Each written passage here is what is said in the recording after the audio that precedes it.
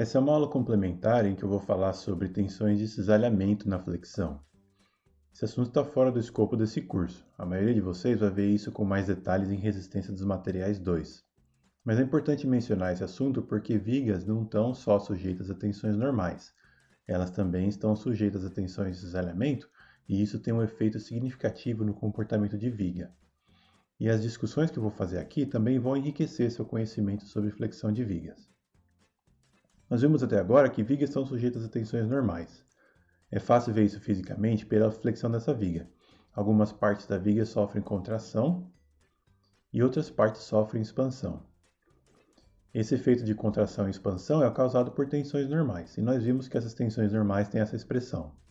Depende diretamente do momento fletor e inversamente do momento de inércia da seção transversal e linearmente de y, em que y é medida a partir do centroide da seção transversal.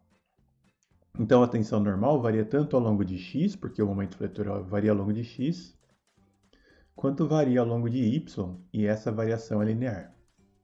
As tensões máximas de tração e compressão ocorrem nos extremos da seção transversal. Mas também é fácil ver fisicamente que uma viga também está sujeita a tensões de cisalhamento. Imagine uma seção da viga sujeita a um esforço cortante. Esse esforço cortante vai resultar numa tensão aplicada nessa área, e essa tensão é de cisalhamento, porque a força é aplicada no plano da área. É uma tensão de cisalhamento como essa. E também dá para ver isso fisicamente de outra forma. Imagine que a gente construiu uma viga por meio de 3 pranchas e aplica uma força como essa. Dá para imaginar que as pranchas vão se fletir dessa forma e elas vão abrir esse espaço entre elas. Isso quer dizer que houve um deslocamento relativo entre as faces das pranchas. Para que isso aconteça, para que haja um deslocamento nessa direção, é necessário que esteja havendo uma força nessa direção, que também é uma tensão de cisalhamento.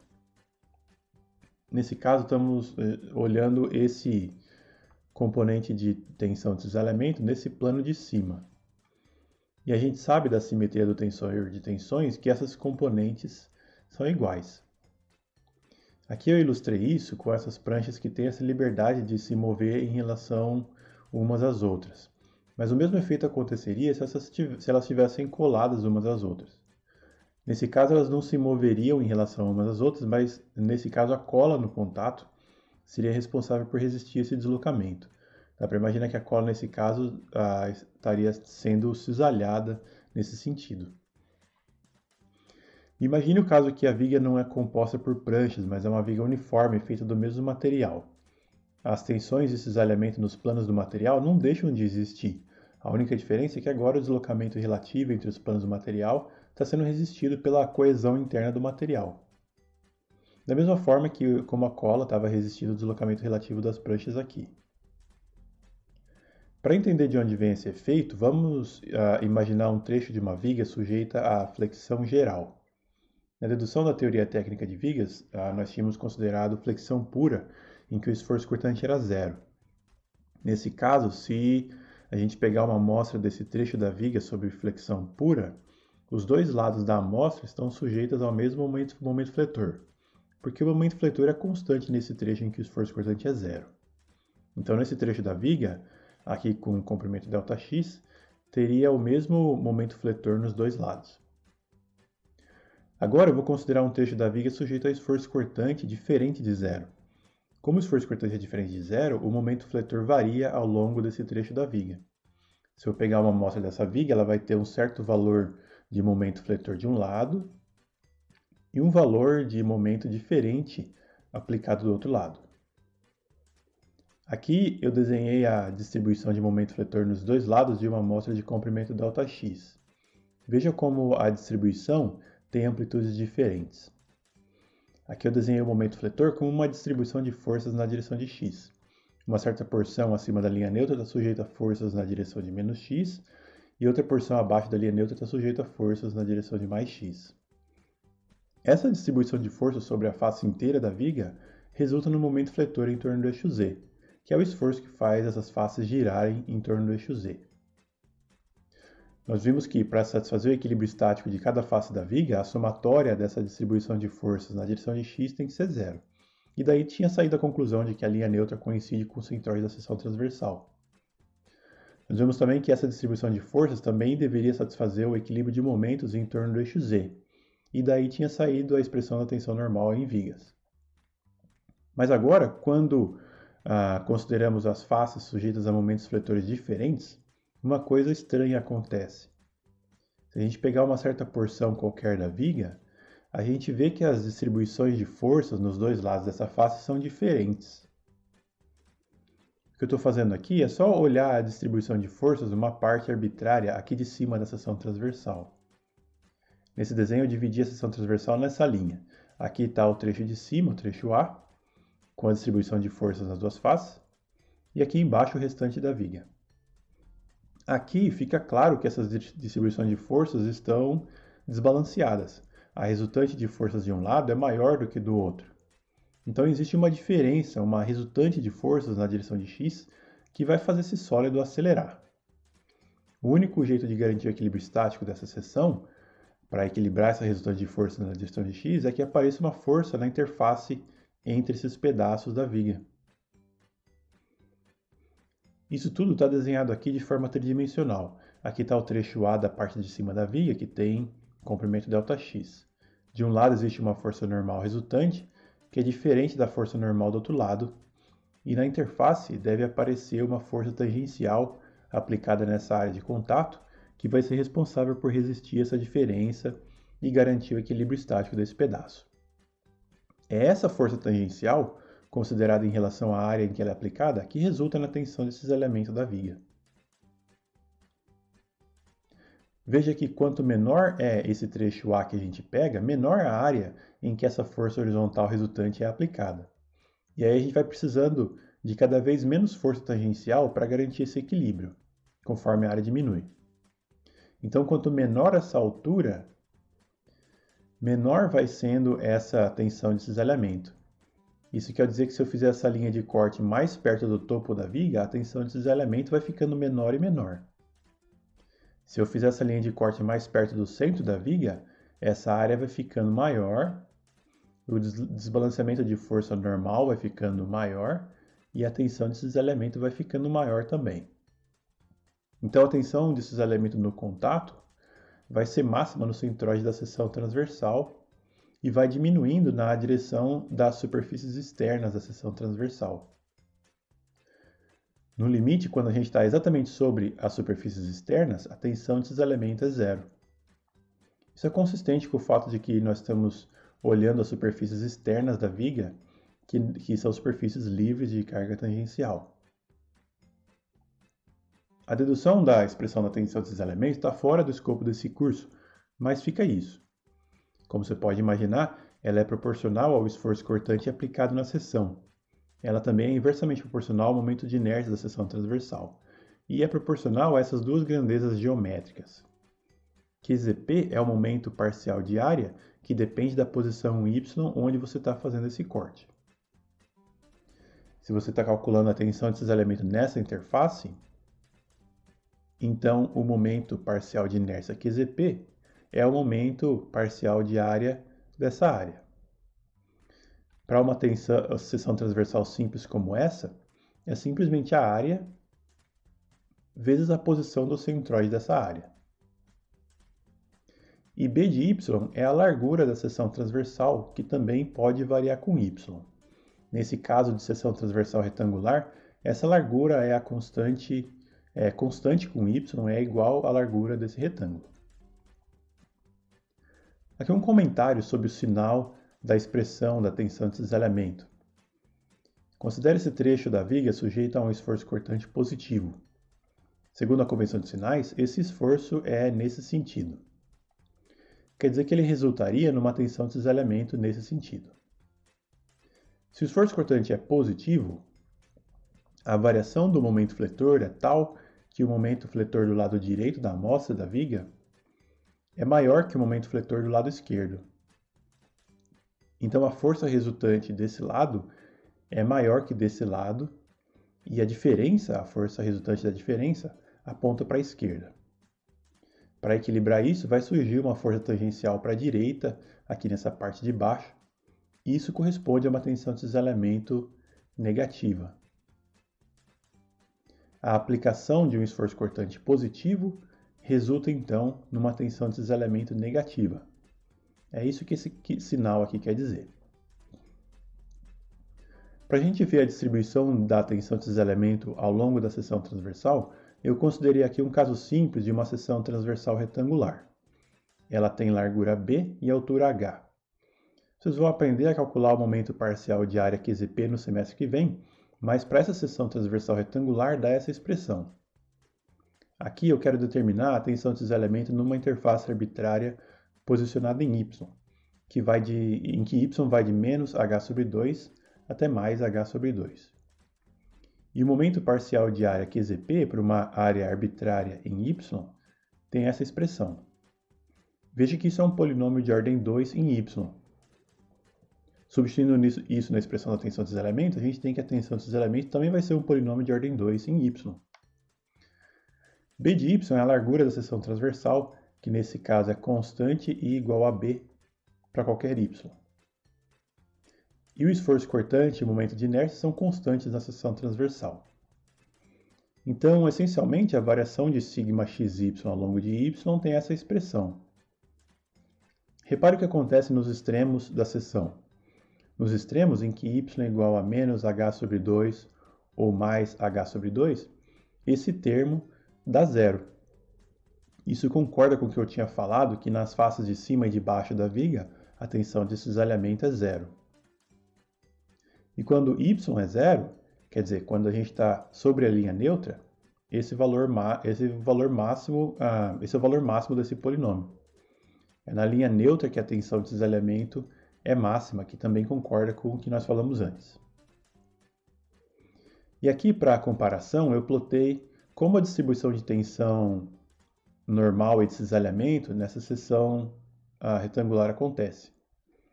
A tensão normal é zero no centroide, máxima nas extremidades da seção, e tem uma variação linear. E a tensão de cisalhamento é uma parábola que é máxima no centroide e zero nas extremidades da viga. Vamos ver a consequência disso para a combinação desses termos de tensão. Primeiro considera um ponto da parte de baixo da viga. Vamos dizer que essa tensão aqui é positiva.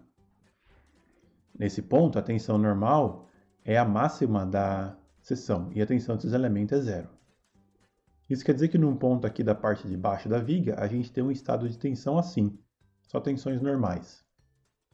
Se você se lembra do círculo de Mohr, esse era um caso particular em que o círculo de Mohr ficava assim. O plano original de tensões era o próprio plano principal. Essa tensão normal nesse plano é a máxima tensão naquele ponto, é σ1. Isso quer dizer que na parte de baixo da viga, a máxima tensão normal é a tensão na direção de x, é a tensão na direção do comprimento da viga. É uma tensão σ1 atuando nesse sentido. Imagine que a viga seja feita de um material frágil, como o concreto, que não suporta bem tensões normais. Nesse caso, essa tensão normal causaria falha no plano em que ela está atuando, que é esse plano aqui. Se houver um pequeno defeito no material da viga, como uma trinca assim, essas tensões tenderiam a tracionar as faces da trinca, de forma que a trinca se propagaria nessa direção e a viga quebraria. Dá para imaginar que é isso que acontece mesmo. Se a gente imaginar uma viga de concreto com essas cargas assim, dá para imaginar que a viga falharia de forma que as trincas se iniciariam aqui na parte de baixo e se propagariam inicialmente para cima. Isso tudo é análise do estado de tensão para um ponto da parte inferior da viga. Agora vamos fazer a mesma análise para outro ponto da viga que não seja essa superfície inferior. Considere um estado de tensão na linha neutra. Nessa seção transversal retangular é bem na metade da altura da viga. Nesse ponto, a tensão normal é zero e a tensão de cisalhamento é máxima nessa seção. O estado de tensão aqui, então, é algo assim, um estado de cisalhamento puro, sem tensões de tração. Nós vimos que o círculo de Mohr para um estado de tensões como esse é algo assim, centrado na origem e com raio igual à tensão de cisalhamento σxy. O estado original de tensões é esse ponto superior do círculo de Mohr. O valor da máxima tensão normal σ1 é o raio do círculo, que é igual à tensão desses elementos sigma xy, e o plano onde ocorre a máxima tensão normal fica a 90 graus do estado original de tensões, que na viga está a 45 graus do plano original. Isso quer dizer que aqui na linha neutra, o plano onde atua a máxima tensão normal σ1 ocorre a 45 graus, como mostrado aqui. Num ponto aqui no meio da altura da viga, no centroide da viga, a máxima tensão normal atua nessa orientação. Se o material da viga for um material frágil, que não resiste a tensões normais, ele falharia nessa direção, que é onde atua σ1. Se houvesse um defeito ou uma trinca nesse ponto, essas tensões tenderiam a abrir essa trinca e ela se propagaria nessa direção. E num ponto arbitrário ao longo da altura da seção transversal, a gente tem tanto tensões normais como tensões de cisalhamento. O estado de tensão numa altura arbitrária é algo assim. E o círculo de Mohr vai ser diferente para cada ponto. Tanto o raio quanto o centro do círculo e a orientação do plano principal vão depender da combinação das componentes de tensão normal e de cisalhamento. E isso tudo varia para cada ponto. Numa altura arbitrária da seção, a orientação do plano principal vai ser algo arbitrário assim. A direção de propagação de uma trinca, por exemplo, dependeria da combinação dessas tensões. E veja que não só essas tensões variam ao longo da altura da seção, mas elas também variam ao longo da viga, conforme o esforço cortante e o momento fletor variam ao longo da viga. Então a orientação do plano principal varia tanto ao longo da altura quanto ao longo do comprimento da viga. Esses mapas talvez ilustrem isso melhor. Esses mapas plotam a distribuição de tensões nesse caso particular de viga.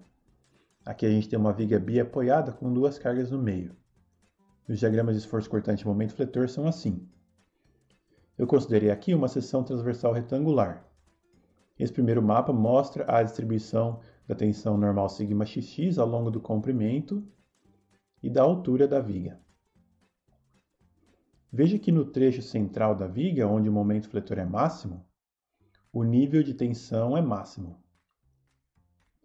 Esse tom de amarelo indica valores positivos de tensão, então, como a gente esperava, essa parte de baixo da viga está sujeita à atração. E esse tom de azul indica valores negativos de tensão, então a parte de cima está sujeita à compressão. Tudo isso faz sentido, é só imaginar o que acontece com essa viga sujeita a essas cargas para baixo. Veja aqui também que esse tom de verde indica valores de tensão zero.